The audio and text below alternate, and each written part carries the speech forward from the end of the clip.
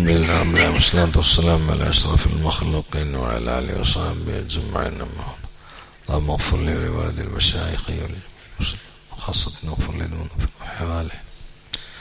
പല ആളുകളും യാത്ര ചെയ്യുന്ന സമയത്ത് പലപ്പോഴും വിളിച്ചു ചോദിക്കുന്ന മസലയാണ് ജമ്മിൻ്റെയും കസ്റിൻ്റെയും കാര്യം. അപ്പോൾ മറ്റൊരു സൂറത്തിലേക്ക് ഇൻഷാ അല്ലാഹ് നമുക്ക് 2-3 ദിവസം കഴിഞ്ഞിട്ട് കടക്കാം. ഞാൻ പോയി വന്നിട്ട് നിസ്കാരം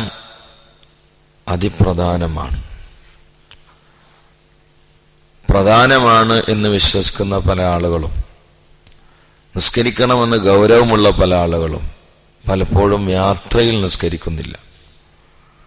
ഒന്നിന് സത്യത്തിൽ അത് അതിൻ്റെ ഗൗരവതലത്തിൽ എത്താത്തത് കൊണ്ടോ എത്തിയ ആളുകൾ തന്നെയും മസ്അല അറിയാത്തത് കൊണ്ടുമാണ് സംഭവിക്കുന്നത്. അതുകൊണ്ട് ജമ്മു ഖസറിന്റെ സംക്ഷിപ്തമായ ഒരു വിവരണം ചെറിയ രൂപത്തിൽ ഇന്ന് പറയുകയാണ്.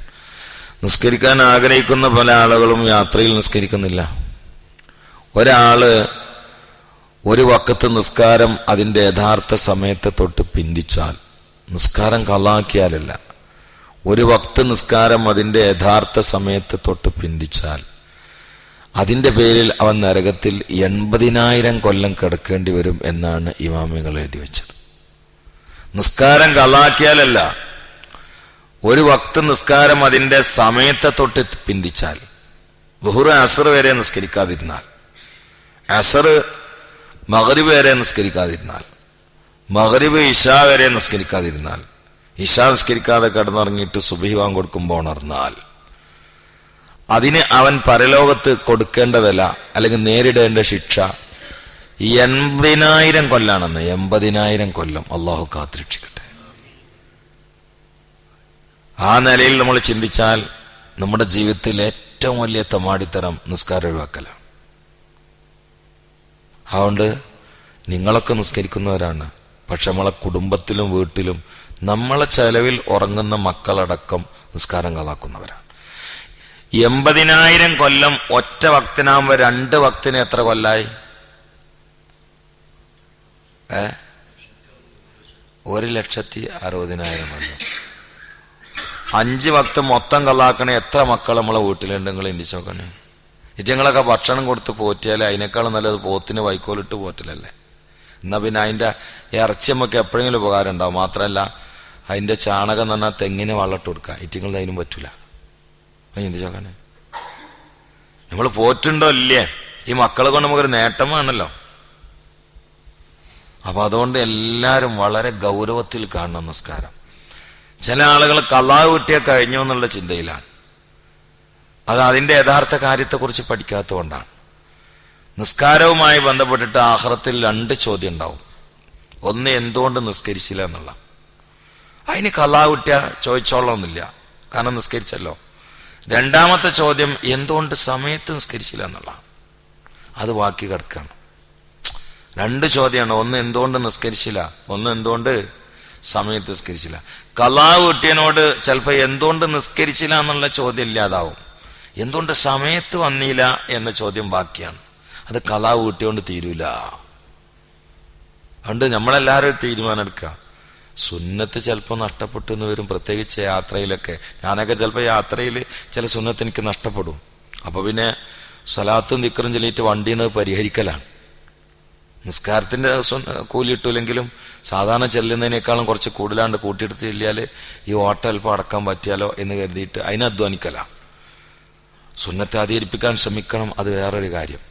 പക്ഷെ ഫർള് നഷ്ടപ്പെടുക എന്നത് നമ്മുടെ ജീവിതത്തിൽ ഉണ്ടാവാനേ പാടില്ല. ഒരു മുഅ്മിനായ മനുഷ്യനെ ഉണ്ടാവില്ല എന്നാണ്. ചില ആളുകൾ ഇങ്ങനെയൊക്കെ പറയാറുണ്ട്, ഞാൻ ആ പണിയിൽ ഏർപ്പെട്ടുകൊണ്ടാണ് നിസ്കാരം പോയത്. പറയേണ്ട അങ്ങനെയല്ല, നിസ്കാരത്തിൽ ഏർപ്പെട്ടുകൊണ്ടാണ് പണി പോയത് എന്ന് പറയണം. അങ്ങനെയാണ് പറയണ്ടത്. എനിക്ക് കല്യാണത്തിന് പോകാൻ പറ്റില്ല, കാരണം ഞാൻ നിസ്കാരത്തിൽ കൂടി, പിന്നെ നേരം വൈകി എന്ന് പറയുകയാണെങ്കിൽ ശരിയാണ്. പക്ഷെ കല്യാണത്തിന് പോയതുകൊണ്ട് നിസ്കരിക്കാൻ പറ്റില്ല എന്ന് മുഅ്മിനായ മനുഷ്യന്റെ വായന വരൂല, വരാൻ പാടില്ല. അങ്ങനെ ഒരാൾ പറഞ്ഞ നിങ്ങൾ മനസ്സിലായിക്കോളി, ആ വർത്താനം നിർത്തിയിട്ടില്ലെങ്കിൽ ഓന്റെ ആഖിബത്ത് നാശപ്പെടുന്നു. ഓൻ ഭാഗ്യഹീനനാണ്, ഓന്റെ അന്ത്യം നരകത്തിലാണ്. അള്ളാഹു കാത്തുരക്ഷിക്കട്ടെ. വളരെ ഗൗരവമാണ്. വളരെ ഗൗരവം എന്ന് പറഞ്ഞാൽ വളരെ ഗൗരവമാണ്. ധാരാളം സംഭവങ്ങളും റിപ്പോർട്ടുകളും ഈ വിഷയത്തിലുണ്ട്. ചില റിപ്പോർട്ടിലുള്ളത് കുഫറിന്റെ ഈമാന്റെ ഇടയിൽ അള്ളാഹു ഈ സമൂഹത്തിന് നൽകിയിട്ടുള്ള തിരിച്ചറിയൽ കാർഡ് നിസ്കാരാണെന്നാണ്. ഖബറില് കാഫറാണോ മുസ്ലിമാണോ എന്ന് മലക്കുകൾ പരിശോധിക്കുന്നത് നെറ്റത്ത് താമ്പുണ്ടോ ഇല്ലയോ നോക്കിയിട്ടാണ്. അവങ്ങളാകെ ബേജാറായിട്ടുണ്ടാവും, പഠിച്ചോനെ ഇപ്പൊ തന്നെ ഇവിടെ പങ്കെടുത്ത 3-4 ആൾക്കല്ലേ താമ്പുള്ളൂ. അല്ല, താമ്പ് എല്ലാവർക്കും ഉണ്ട്. പക്ഷെ നമ്മൾ കാണുന്ന താമ്പ് 3-4 ആൾക്കേ ഉണ്ടാവുള്ളൂ. നിസ്കരിക്കുന്ന ഏത് മനുഷ്യന്റെ നെറ്റി വെക്കലും മലക്കൾക്ക് താമ്പ് കാണാം. നമ്മൾ കാണുന്ന രൂപമാവില്ല, മലക്കുകളുടെ രൂപം വേറെയല്ലോ. ഒരു ഡോക്ടറാണെങ്കിൽ നമ്മൾ കാണാത്ത അയാളെ ഗ്ലാസ് കൊണ്ട് അയാളെ യന്ത്രം കൊണ്ട് നോക്കി ആൾക്ക് മനസ്സിലാവൂലേ? എന്നതുപോലെ നമ്മൾ കാണാത്ത താമ്പാണെങ്കിലും കാണുന്നതാണെങ്കിലും മലക്കുകൾ നിസ്കരിക്കണോന്റെ നെറ്റി വെക്കിയ താമ്പ് വേണം. അത് വെച്ചിട്ടാണ് ആള് കാഫറാണോ മുസ്ലിമാണോ നോക്കണത്. നിസ്കാരം ഒഴിവാക്കി ഖബർ കിടക്കണ ചില മലക്കുകൾ മുസ്ലിമായിട്ട് എണ്ണൂല. നിസ്കാരം ഒഴിവാക്കുന്നവനെ മുസ്ലിമായിട്ട് ലോക ഇമാമ്യങ്ങളിൽ പല ആളുകളും എണ്ണീറ്റില്ല. സ്വഹാബാക്കളിൽ ഒരു വലിയ വിഭാഗത്തിന്റെ അഭിപ്രായം നിസ്കാരം മടിയേറ്റ് ഒഴിവാക്കിയ തന്നെ കാഫറാണെന്നുള്ളതാണ്. ഒരാളിപ്പോ ഇപ്പൊ സുമീസ്കരിക്കാതെ കിടന്നുറങ്ങാണ് പറയില്ല. കറുകത്തിരുത്തിൽ എത്ര ആൾക്കാരുണ്ട് സുമീസ്കരിക്കാതെ കിടന്നുറങ്ങണവര്? രാവിലെ എണീച്ചിട്ട് 9 മണിക്കാണ് പല്ല് വെക്കണ്, മസില് കാട്ടി കണ്ട്, എന്നിട്ട് കലാ വിട്ടാല് പണിക്കുവാണ്. വാപ്പാക്കുമാക്ക് ഒരു പരാതിയില്ല. ഉമർ ഇബ്നുൽ ഖത്താബിന്റെ അഭിപ്രായത്തിൽ ഇവരൊക്കെ കാഫിരിങ്ങളാണ്. ഉമർ ഇബ്നുൽ ഖത്താബിന്റെ അഭിപ്രായത്തിൽ, കറുകത്തിരുത്തിന്ന് മാത്രമല്ല ഞാൻ പറയുന്നത്, ഉമർ ഇബ്നുൽ ഖത്താബിന്റെ അഭിപ്രായത്തിൽ ഒക്കെ കാഫിരിങ്ങളാണ്. കാരണം ഉമർ ഖത്താബ് പറഞ്ഞാൽ നിസ്കാരം മടിയേറ്റ് ഒഴിവാക്കിയാലും കാഫറാന്ന് പറഞ്ഞു. അല്ല കൂട്ടരെ, നമ്മളെ പാരിക്കാൻ നോക്കുകയാണെങ്കിൽ എത്ര കാഫിരിങ്ങൾ ഇങ്ങനെ ഉണ്ടാവുന്നു. നിങ്ങൾ കുറച്ച് വാപ്പാരൊക്കെ പോടെ വന്നിട്ടുണ്ട്, നിങ്ങൾ ചിന്തിച്ചു നോക്കുകയാണെങ്കിൽ മക്കളും പേരെ കുട്ടികളും കിടന്നുറങ്ങാണോ അല്ലേന്ന്. അവര് നീക്കുമ്പോഴേക്കും ഉമർ ഖത്താബിന്റെ അഭിപ്രായത്തിൽ കാഫിരിങ്ങളായി. പക്ഷെ ഇളവ് ചില സമയത്ത് ഇങ്ങനെ ഉണ്ടായേക്കാം. ബാങ്ക് കൊടുത്തത് അറിയാതെ ദീർഘമായ ഉറക്കൊഴിക്കൽ ഒരു മനുഷ്യനെ കലാവുന്ന സമയത്തേക്ക് അവന്റെ ഉറക്കത്ത് ദീർഘമാക്കിയാൽ ഒരുപക്ഷെ ആ സമയത്ത് ആൾക്ക് ഇളവുണ്ടായിരിക്കാം. എന്നാലും എണീക്കൂല എന്ന് ചിന്തയുള്ള ആളുകൾ, ഞാൻ എണീക്കൂല എന്ന് സാധ്യത ഉണ്ടെങ്കിൽ ഉണർത്താൻ ഒരാളെ ഏൽപ്പിക്കൽ നിർബന്ധമാണ്.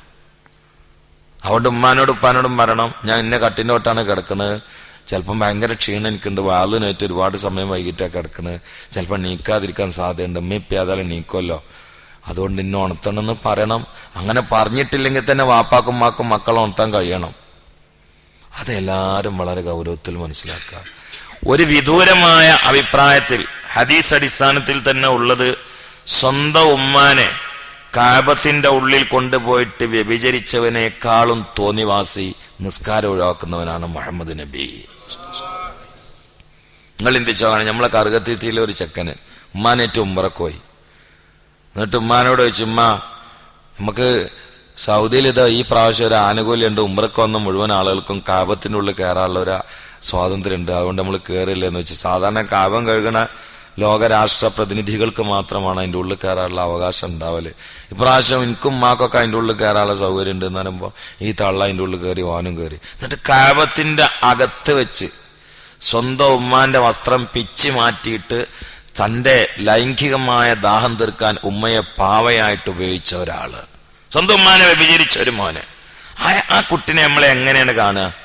എങ്ങനെ കാണുകയെന്ന് വെച്ചാൽ, ഇപ്പോൾ അവിടെ സുബീക്ക് ജമാഅത്തിന് വന്നിട്ടുണ്ടെങ്കിൽ അവന്റെ കൂടെ ആരും ചാരിക്കൂല, ഓൻക്കാരും കൈ കൊടുക്കൂല, ഓൻ സലാം പറഞ്ഞോട്ട് മടക്കൂല്ല, ഓൻ പള്ളിക്ക് വരുമ്പോൾ എല്ലാവർക്കും വെറുപ്പാണ്, ഓൻ കല്യാണപ്പര ഇരിക്കുമ്പോൾ ഇരിക്കണോടത്ത് പോയിട്ട് ഭക്ഷണം കഴിക്കൂല, കാരണം ഉമ്മാനെ വ്യഭിചരിച്ചവനാണ്.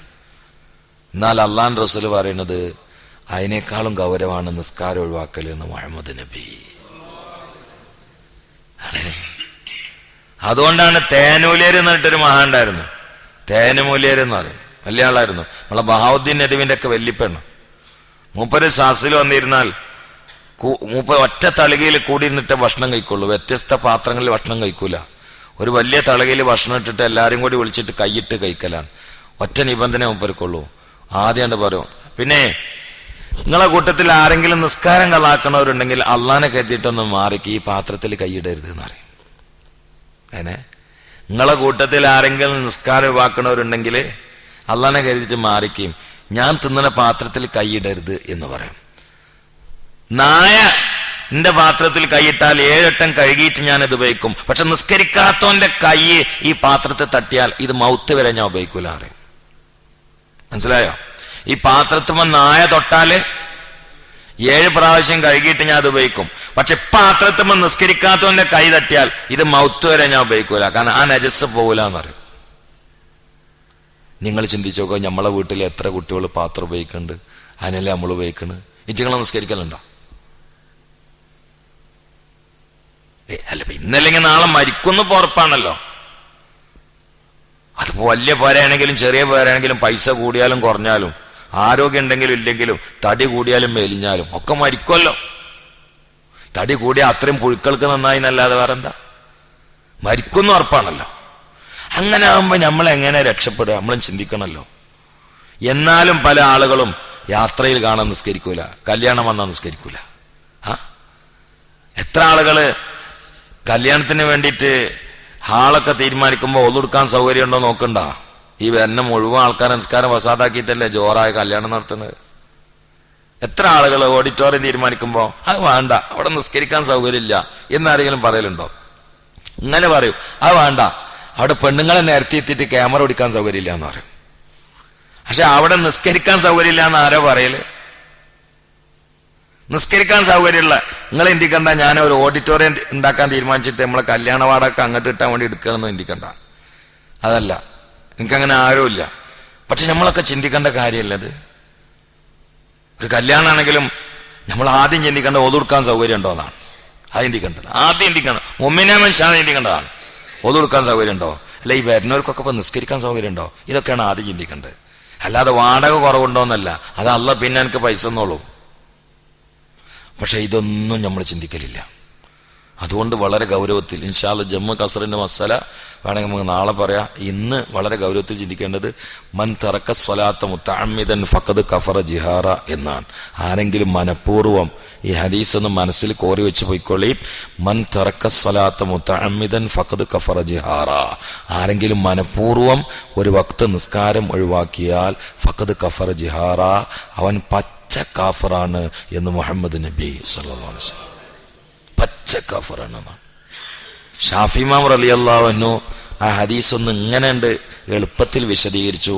ഒരു ചെറിയ സുഖം ഇമാം ഷാഫിയുടെ ഷറഹിലുണ്ട്. എന്താ വെച്ചാല് അവിടെ നിസ്കാരം ഉപേക്ഷിച്ചാൽ കാഫറാണെന്ന് പറഞ്ഞാൽ അതിന്റെ അർത്ഥം അതൊന്നും നിസ്കരിക്കേണ്ട ഇല്ല എന്ന് മനസ്സിലാക്കിയിട്ട് ഉപേക്ഷിച്ചാലാണ് എന്ന് ഇമാമുൻ ഷാഫി റഹ്മത്തുള്ളാഹി അലൈഹി ഒരഭിപ്രായം ഉണ്ട്. അയ്മലാണ് ഇപ്പൊ നമ്മള് കാഫറല്ല എന്ന് പറഞ്ഞിട്ട് ചവിട്ടി കൂടുന്നത്. പക്ഷെ അഹമ്മദ് ഹംബൽ പറയാണ് അത് അങ്ങനെ ഒന്നല്ല, വുജൂബ് നിഷേധിക്കണ്ട, അത് മടിയേറ്റ് ഒഴിവാക്കലും കാഫറാണ് എന്ന് തന്നെയാണ് അതിന്റെ അർത്ഥം. ആരാ അഹമ്മദ് ഹംബൽ? ചില്ലറക്കാരനല്ല, 10 ലക്ഷം ഹദീസ് മനപ്പാടുള്ള ആളാണ്. ഇതേ വിശ്വാസം സഹാബാക്കളിൽ പല ആളുകൾക്കുമുണ്ട്, ഇബ്നു അബ്ബാസ് റഹ്മത്തുള്ളാഹി അലൈഹി വരെ. അതുകൊണ്ട് ഒരു കാര്യം ഇന്ന് തീരുമാനിക്കുക, ഇടക്കിടക്ക് ഇങ്ങനത്തെ ചില മസാലയും ക്ലാസ്സൊക്കെ നല്ലതാണ്. ജമ്മു കസർ ഇൻഷാ അല്ലാഹ് നമുക്ക് നാളെ മറ്റന്നാളെ പറയാം, അള്ളാഹു തൗഫീഖ് ചെയ്യട്ടെ. ഒരു കാര്യം നമ്മൾ തീരുമാനിക്കുക, ഫർള് സ്കാരം മിസ്സാകുന്ന ഒരു ശുഗല്, ഒരു തിരക്ക്, ഒരു യാത്ര, ഒരു കല്യാണം എന്റെ ജീവിതത്തിൽ ഉണ്ടാവൂല. അങ്ങനെ ഒരു കല്യാണം വേണ്ട, അങ്ങനെ യാത്രയും വേണ്ട. ഇതിപ്പോ നിസ്കരിക്കുന്ന ചില ആൾക്കാരിപ്പോ ദുഹർ വാങ്ങ് കൊടുത്തിട്ട് പറയുന്ന ഇറങ്ങാം, നിസ്കരിക്ക എവിടക്കാ പോണത്? ഫറൂഖൊക്കെ പോണത്. ഇറങ്ങിയപ്പോ ഇവിടുന്ന് ജംഗ്ഷനൊക്കെ ബസ് കിട്ടി. അവിടെ പോകുമ്പോ 1:10 ജംഗ്ഷനാണ്ട് പോയേക്ക് നല്ലൊരു ഒഴിഞ്ഞ ബസ് കിട്ടി തിരൂർക്ക്.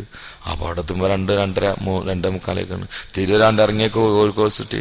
കോഴിക്കോട്ട് ബസ് കിട്ടി പൈ കയറി. അപ്പൊ അവിടെ പോയി ഫറൂഖിൽ ഇറങ്ങിയപ്പോ അസറയിക്കണ്. നിസ്കരിക്ക. അങ്ങനെ അസറക്കാകുമ്പോ ഓന് ഫറൂഖിൽ ഒരു ആശുപത്രിക്കാണ്. അവിടെ പോയി ഡോക്ടറെ കണ്ട് അവിടെ കുറച്ച് ക്യൂ നിന്ന് അസർ മിസ്സായി. നിസ്കരിക്കാം, സമയം ഉണ്ടല്ലോ. വന്ന് നമ്മൾ ചോദിക്കുക, നിസ്കരിക്കുന്ന ആള് ടാമ്പൊക്കെ ഉണ്ടാവും ചിലപ്പോ. അല്ലെന്ന് അത് ഇങ്ങനെ ആ ബസ് വേഗം കിട്ടിയാണ്ട് പോയപ്പോ യാത്രയിൽ പറ്റിയില്ല. പിന്നെ അവിടെ എത്തിയപ്പോ ഡോക്ടറെ കാണാൻ നിന്നപ്പോ മഗ്‌രിബും പറ്റിയില്ല. ഇത് സത്യത്തിൽ എന്താണ് ഈ മറുപടി? നമ്മളെ വീട്ടിലൊക്കെ പെണ്ണുങ്ങൾ, ഗർഭിണികള് ഡോക്ടറെ കാണാൻ വേണ്ടി പള്ളം വെറുപ്പിച്ച് പോയിരിക്കുക, സീറ്റ് മുടിച്ചു കണ്ട്. ളുഹറില്ല, അസറില്ല. ഒരു 10-30 ദിവസം കഴിഞ്ഞിട്ട് പ്രസവിക്കുന്ന പെണ്ണാണ്. ഇതിൽ ചിലപ്പം തട്ടിപ്പോകാൻ സാധ്യതയുണ്ട്. ഓളൊരു ഡോക്ടറെ ബുക്ക് ചെയ്തിട്ടുണ്ടാവും. അവിടെ അങ്ങനെ വന്ന് ചിരിച്ചിങ്ങനെ കാണുന്ന ആണുങ്ങളോടൊക്കെ ചിരിച്ചിങ്ങനെ നിൽക്കുക. ഭർത്താവ് ഗൾഫിൽ. എന്തേ പോയി നിൽക്കാൻ തുടങ്ങിയത് 11 പോന്നേ 4:45. ളുഹറില്ല, അസറില്ല. പക്ഷെ ഭർത്താവും ഗൾഫിൽ നിന്ന് വിളിച്ചിട്ട് ചോദിക്കണത് ഈ ഹോസ്പിറ്റലിൽ നിസ്കരിച്ചോന്നല്ല, ഡോക്ടറെ കണ്ടോന്നാണ്. ഈ അവസ്ഥയ്ക്ക് എന്തേ നമ്മൾ എത്തിയത്? അങ്ങനെ നമ്മളെ പെണ്ണുങ്ങൾ നമ്മൾ പറഞ്ഞേക്കണോ? കാരണം അള്ളാനെ തവക്കലാക്കിയ പോരെ. ഉള്ളില് കുട്ടിനെ തന്നത് പഠിച്ചാണെങ്കിൽ പുറത്തോണ്ടല്ലേ. ഈ നിസ്കാരം കലാക്കിയിട്ടൊക്കെ ഡോക്ടർമാരിട്ട് പോയി നിൽക്കണോ? ആ ഒരു പെണ്ണ് ഒരു വക്ത നിസ്കാരം കലാക്കിക്കൊണ്ട് പോന്നാൽ ഇനി ആ പെണ്ണിന് എല്ലാ അദാബും അതിന്റെ കാരണത്താലായിരിക്കും. അതുകൊണ്ട് ആ വിഷയം വളരെ ഗൗരവത്തിൽ ചിന്തിക്കണം. അല്ലാഹു സുബ്ഹാനഹു വ തആല മരിക്കുന്നത് വരെ ഫർള് നിസ്കാരം ഖളാ ആകുന്ന ഒരു അപകടത്തിൽ, അല്ല ഏറ്റവും വലിയ അപകടത്തിൽ നമ്മളെ പെടുത്താതിരിക്കട്ടെ. ബിന്നബിയിൽ മുസ്തഫ മുഹമ്മദിൻ സല്ലല്ലാഹു അലൈഹി വസല്ലം സല്ലല്ലാഹു അലാ മുഹമ്മദ് സല്ലല്ലാഹു അലൈഹി വസല്ലം സല്ലല്ലാഹു അലാ മുഹമ്മദ് സല്ലല്ലാഹു അലൈഹി വസല്ലം അല്ലാഹുമ്മ സല്ലി അലാ മുഹമ്മദ് യാ റബ്ബി സല്ലി അലൈഹി വസല്ലം ഔസലില്ലാഹുമ്മ സവാബ ഖറാന മാ സല്ലൈനാ ഹദിയത മിന്നാ അവ്വലിന ഇലാ ഹബീബിക്കൽ മുസ്തഫ മുഹമ്മദ് സല്ലല്ലാഹു അലൈഹി വസല്ലം وإلى جميع الأنبياء والمرسلين والأصحاب والأولياء من دفنوا حوالينا وإلى جميع المؤمنين والمؤمنات برحمتك يا أرحم الراحمين صلى الله عليه وسلم.